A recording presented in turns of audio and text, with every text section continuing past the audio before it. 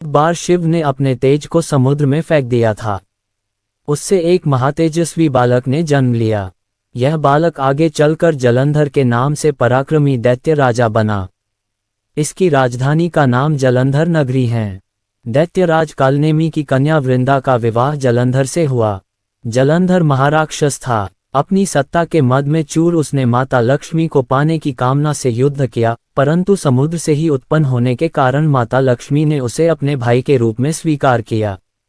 वहां से पराजित होकर वह देवी पार्वती को पाने की लालसा से कैलाश पर्वत पर गया। भगवान देवाधिदेव शिव का ही रूप धर कर माता पार्वती के समीप गया, परंतु मां ने अपने योगबल से उसे तुरंत पहचान लिया तथा वहां से अंतर्ध्यान हो गईं। देवी पार्वती ने क्रुद्ध होकर सारा वृतांत भगवान विष्णु को सुनाया। जलंधर की पत्नी वृंदा अत्यंत पतिव्रता स्त्री थी।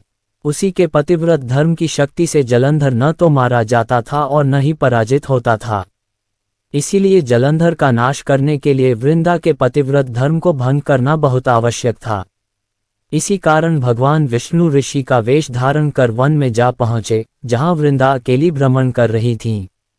भगवान के साथ दो मायावी राक्षस भी थे, जिन्हें देखकर वृंदा भयभीत हो गईं। ऋषि ने वृंदा के सामने पल में दोनों को भस्म कर दिया। उनकी शक्ति देखकर वृंदा ने कैलाश पर्वत पर महादेव के साथ युद्ध कर रहे अपने पति जलंधर के बारे में पूछा। ऋषि ने अपने माया जाल से दो वानर प्रकट किए। एक वानर के हाथ में जलंधर का सिर था तथा दूसरे के हाथ में धड़।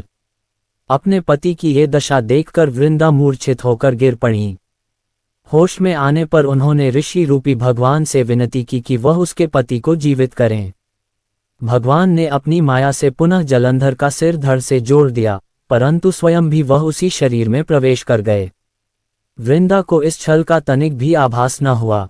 जलंधर बने भगवान के साथ वृंदा पतिव्रता का व्यवहार करने लगी, जिससे उसका सतीत्व भंग हो गया। ऐसा होते ही वृंदा का पति जलंधर युद्ध में हार गया। इस सारी लीला का जब वृंदा को पता चला तो उसने क्रुद्ध होकर भगवान विष्णु को हृदयहीन शिला होने का श्राप दे दिया। अपने भक्त के श्राप को भगवान विष्णु ने स्वीकार किया और शालिग्राम पत्थर बन गए।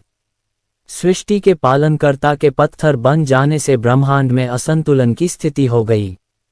ये देखकर सभी देवी देवताओं ने वृंदा से प्रार्थना की वह भगवान विष्णु को श्राप मुक्त कर दे। वृंदा ने भगवान विष्णु को श्राप मुक्त कर स्वयं आत्मदाह कर लिया। जहां वृंदा भस्म हुई, वहां तुलसी का पौधा उगा। भगवान विष्णु ने वृंदा से कहा, हे वृंदा, तुम अपने सतीत्व के कारण मुझे लक्ष्मी से भी अधिक प्रिय हो गई हो। अब तुम तुलसी के रूप में सदा मेरे साथ रहोगी। तब से हर साल कार्तिक महीने के देव उठावनी एकादशी का दिन तुलसी विवाह के रूप में मनाया जाता है। जो मनुष्य भी मेरे शालिग्राम रूप के साथ तुलसी का विवाह करेगा उसे इस लोक और परलोक में विपुल यश प्राप्त होगा। जिस घर में तुलसी होती है, वहां यम के दूत भी असमय नहीं जा सकते। मृत्यु के समय जिसके प्राण मंजरी रहित तुलसी और गंगा जल मुख में रखकर निकल जाते हैं, वह पापों से मुक्त होकर वैकुंठ धाम को प्राप्त होता है। जो मनुष्य तुलसी व आंवलों की छाया में अपने पितरों का श्राद्ध करता है, उसके पितर मोक्ष को प्राप्त हो जाते हैं। तभी से कार्तिक महीने के देव उठावनी एकादशी का दिन तुलसी विवाह के रूप में मनाया जाता है।